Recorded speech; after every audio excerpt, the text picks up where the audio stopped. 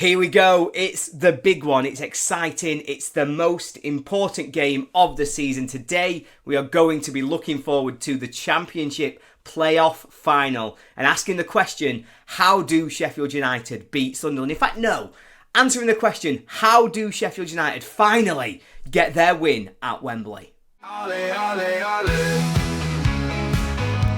Ole, ole, ole. Ole, ole, ole.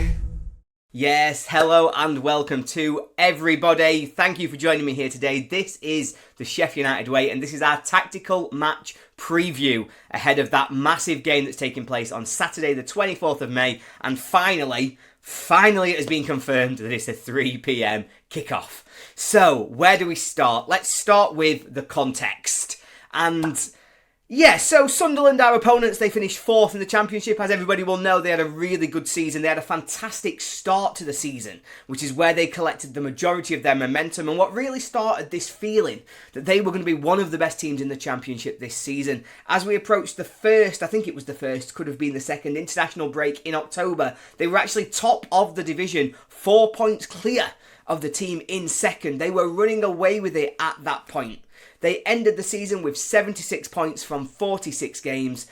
But that, as I've alluded to, doesn't quite tell us the full story. On January 5th, so they beat United on January the 1st, they followed that up with a victory against Portsmouth. On the 5th of January, when we broke for the FA Cup third round, they had 50 points. 50 points from 26 games. They were going at almost 2 points per game. In the 20 games since then, they have only picked up 26 points. 1.3 points per game, which over a season would have been 60 points. To put that in context, that would be good enough for 12th in the Championship this season. Still better than Wednesday.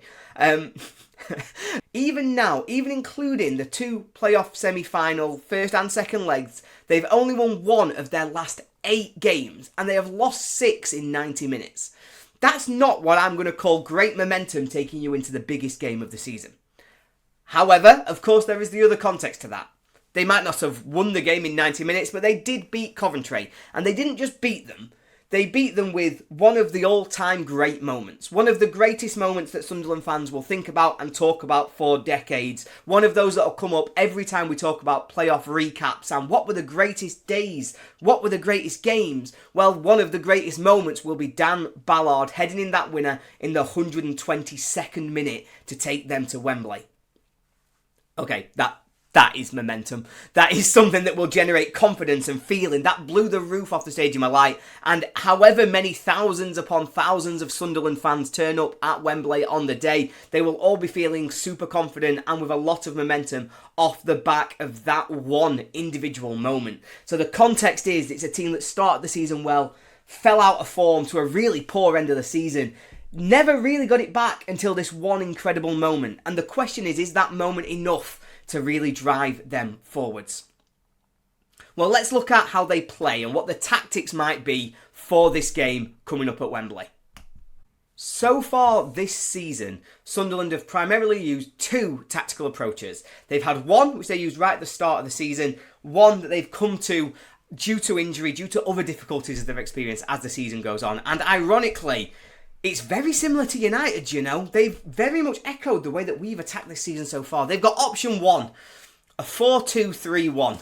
Feels familiar, doesn't it? It's one that they play with really good, strong, fast, quite tricky and quick wingers. As opposed to United, where we're obsessed with our wingers cutting inside. So we've got left footers on the right side, right footers on the left side. They have actually gone with the natural positions. Romain Mundle can go down the left, on his left foot if he wants to, getting balls into the box. He can also cut inside. He's bow-footed, a lot more so than some of United's options that have been playing on the right.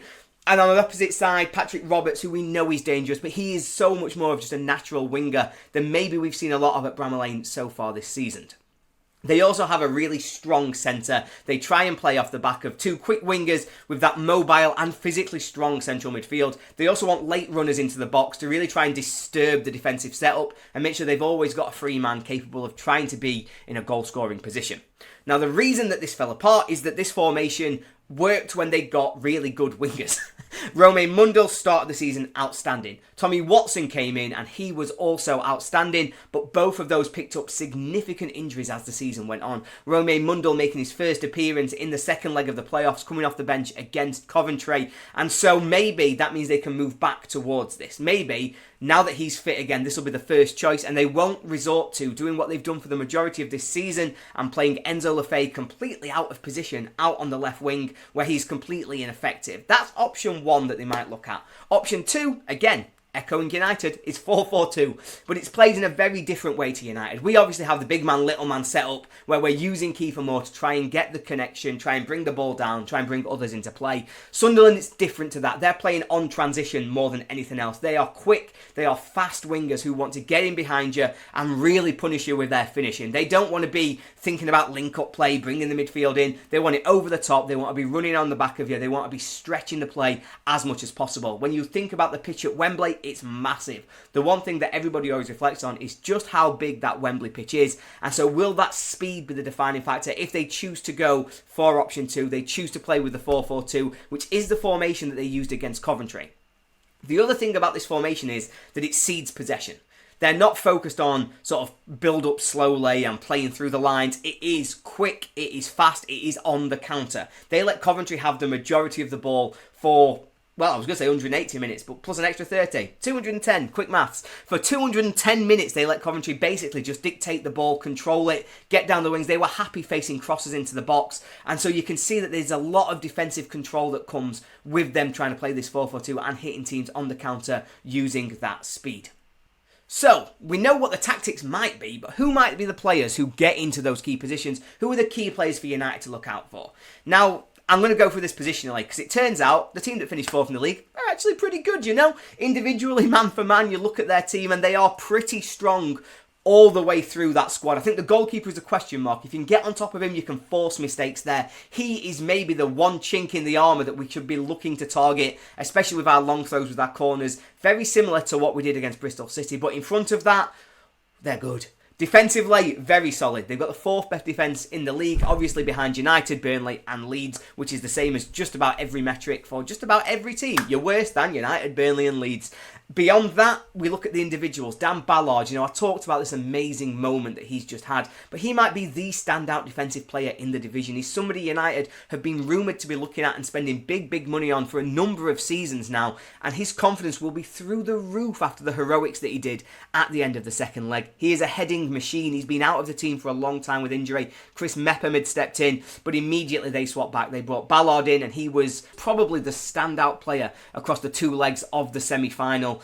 And that's incredible to say that he was coming off the back of such a significant injury. Next to him, it'll probably be 𝗏𝗏, and we know what he's about. He's going to be all about being, what's the delicate terminology? He's going to be a wind-up merchant. That's what we'll call him. He's going to be the number one wind-up merchant. He is the king of shenanigans in the entire championship, and that's exactly what he's going to be doing. So we've got to make sure that we don't let him get under our skins and drive some of our players into difficult areas in terms of bookings, fouls, all that kind of jazz. In front of him, it's obviously a really strong midfield. We know so much about the young talent that they've got running through this Sunderland team. We're talking about 19-year-old Joe Bellingham. We're talking about 17-year-old Chris Rigg. And somehow I find myself saying the elder statesman, the oldest man, the one who's the old man, trying to keep up with the young'uns. He's 23 years old and he's called Dan Neil, and he's been a fantastic player coming up through the Sunderland Academy. Those three are a problem. They have so much sort of energy, but also so much technical ability. It's not just about the physicals that players like Bellingham bring. We know that he's fast. We know that he's strong. We also know that he can time his movement well. We know when he's got the ball at his feet, he is very dangerous. But the wild card in all of this is another player I referenced earlier. He has been stuck out on the left wing doing next to nothing. Every time I've watched Sunderland, he's really struggled in that left wing position because he can't get involved in the game. He can't really affect play the way that he wants to. But against Coventry, particularly in the second half of extra time, I think we, for the first time, saw the blueprint of what Sunderland want from the key man that is 𝗍𝗏𝗏𝗏. They brought him in January from Roma. They will be spending big money to make that permanent in the summer if they get the opportunity to do so. And he's a worry for me. He's one of these players who just seems to effortlessly find space. He gets the ball at his feet, there's a man in his back, but after one touch, he's free, he's clear, he's got time on the ball to pick his pass, and that is a hell of a skill to have on a pitch as big as the one at Wembley. So he's the X factor, I suppose, in this midfield. They've got a lot of talent there, but he's the one who'll be looking to open United up, and it's his passing which will cause so much problems if they do go with the two up front and the runners trying to get in behind, because he'll always be looking to try and hit that space. He's got a perfect way to pass, can find the gap between the defenders. Him releasing 𝗍𝗿𝗻𝗍 is a problem, and that is where they're primarily going to look to hurt United. And of course, I've referenced them there. Up front, it will be 𝗍𝗿𝗻𝗍, or one of the two, because they're both fantastic. Isidore had an unbelievable season until February. He'd lost his shooting boots for a few months, but obviously he found them to get the goal against Coventry in the first leg in the playoffs. 𝗻𝗍 got the second goal in the playoffs, so both of them come into this starting maybe to warm themselves back up in terms of form, but it's their running we have to watch out for. Pace in behind our defence. We saw it at the Stadium of Light. 2 mistakes because of the worry we had, because of how fast they are, because of how dangerous they are. Both Anel and Robinson fell apart in that game because of the pressure they were placed under. We cannot afford to do that again. We have to mark these two a lot better than we have done in the past. So, yeah, when they're at their best, this Sunderland team are well-rounded. They've got threats everywhere, they've got strength, they've got running, they've got pace throughout the squad, and a lot of quality to try and attack United. But we come to the final question, and the final question is simple. So, if they're this good, and we're talking about a team who's got danger everywhere, how do we beat them? And to be honest, for the first time doing one of these videos, the answer is easy. It's relatively straightforward. It's the easiest question I'm asking all day, because, and I'm going to say it quietly, we'll whisper it between us. If we turn up like we did in the semi-finals, we'll beat anybody. This question answers itself. Because yes, Sunderland are a lot better than Bristol City. Yes, it's very unlikely they're going to have a man sent off and give United a goal after 45 minutes to make it a little bit straightforward in the way that we want to play. But you know what? That doesn't matter, because it won't change the outcome if they don't do those things, if they are better than Bristol City, because we were so much better. We were so good. If we turn up and we perform to our highest standard, we will win this game of football. If 𝗍𝗍𝗍 can dominate that midfield the way that he did in terms of his strength, the tenacity to win the ball back, the energy to cover all of the runners that are coming from deep, the sort of speed to make sure that he's always the first into the tackle, and that commitment to make sure that we don't concede any goals, if we've got that, we will defend properly, we will keep them out. Going forwards, if we can get Gus Harmer on the ball, creating chances the way that he does with so much ease, it's so hard to stop. I talked about the way that 𝗍𝗍𝗍 can find the gaps between defenders, perfect way to pass. Well, Harmer can do that and then some. He is by far the most talented player who will be taken to the pitch at Wembley, and if we can get him in those positions, he will hurt anybody. If 𝗍𝗍𝗍 can get on top of their defenders the way that he did to Bristol City, the way that he was winning every first contact, every knockdown, every header, he needs a partner with him, which we struggled for in the second leg. But in the first leg, we saw exactly how this will work. He'll win the flick-ons, and 𝗍𝗏 Campbell will be chasing that down all day long. I talked about the pace of 𝗻𝗍, the pace of 𝗍𝗏 Campbell. I mean, he will always get in behind if the opportunity is there.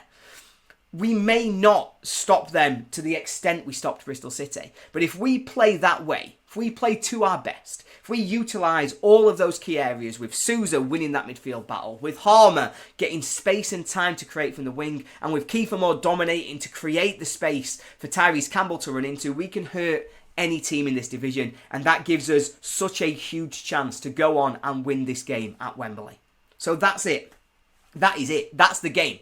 We know how they're going to hurt us. We know what they're going to try and do. We know they're going to try and get in behind Jack Robinson in particular, using their pace, using the strength of those two attackers. They're going to want to hit us on the counter, playing very quickly in transition. We know what we want to do. We want to get it up early. We want to get it to 𝗍𝗍𝗍, who's going to win the flick-ons. We want to get Harmer on the ball in space. And you know what? It might just be that for the first time all season, we have found our best form, our best formation, our best team. And we are ready for this game of football. And so the question is not, how will we beat Sunderland at Wembley? The question is, how would Sunderland beat us? We are a good team. We are going there as the best team in the playoffs, and we're going there to win this game of football. It's the last one. Once more, unto the breach. And it's ours to make history with.